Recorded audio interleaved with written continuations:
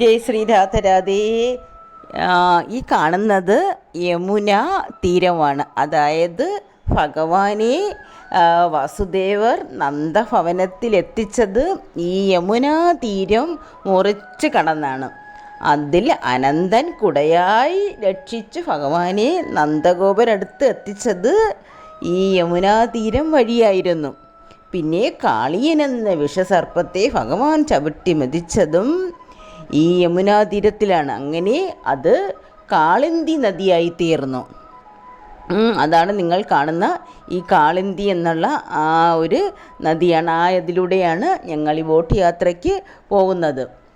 പിന്നെ അതിനെക്കാട്ട് വേറൊരു കഥയുണ്ട്. കാളിന്തിയെ ഭഗവാൻ വിവാഹം കഴിക്കുന്നത് എങ്ങനെയാണെന്ന് ഞാൻ പറയാം. അതായത് ഒരു ദിവസം ഭഗവാനും അർജുനനും കൂടെ യമുനാ നദിയുടെ ജലം കുടിക്കാനായിട്ട് വരുമ്പോൾ ഒരു സുന്ദരിയായ യുവതിയെ ഭഗവാൻ അവിടെ നിന്ന് കുളിക്കുന്നതായിട്ട് കാണും.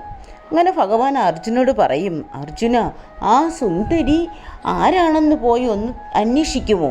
അങ്ങനെ അർജുന ഓടിച്ചെന്ന് ചോദിക്കും, സുന്ദരി നീ ആരാണ്? നീ ആരുടെ മകളാണ്?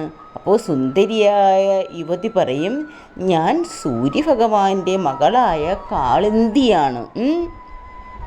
ഞാൻ ശ്രീകൃഷ്ണനെ ഭർത്താവായി കിട്ടാൻ വേണ്ടി വ്രതം നോക്കുകയാണ്. ഇതറിഞ്ഞ അർജുന് സന്തോഷമായി. കാരണം ശ്രീകൃഷ്ണൻ ആഗ്രഹിച്ചിരിക്കുകയില്ലയോ ആ സുന്ദരിയായ യുവതിയെ വിവാഹം കഴിക്കാൻ. അങ്ങനെ ഓടിച്ചെന്ന അർജുനൻ പറയും, അർജുന, അത് സൂര്യഭഗവാന്റെ മകളായ കാളിന്തിയാണ്. ഭഗവാൻ ആഗ്രഹിച്ചിരിക്കുക. ഭഗവാൻ ഇതിൽ പോലും സന്തോഷമില്ല.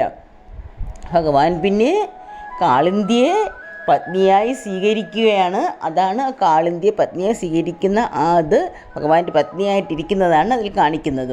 പിന്നെ ഗംഗയിൽ അവർ യമുനയിൽ ഗംഗ ആരതി പോലെ യമുനയെ അവരാരതി ചെയ്യാറുണ്ട്. ആ ആരതിയാണ് ഇതിലൂടെ കാണിക്കുന്നത്. ആരതി ഒഴിയുന്നുണ്ട് യമുനാ തീരത്തിനെ.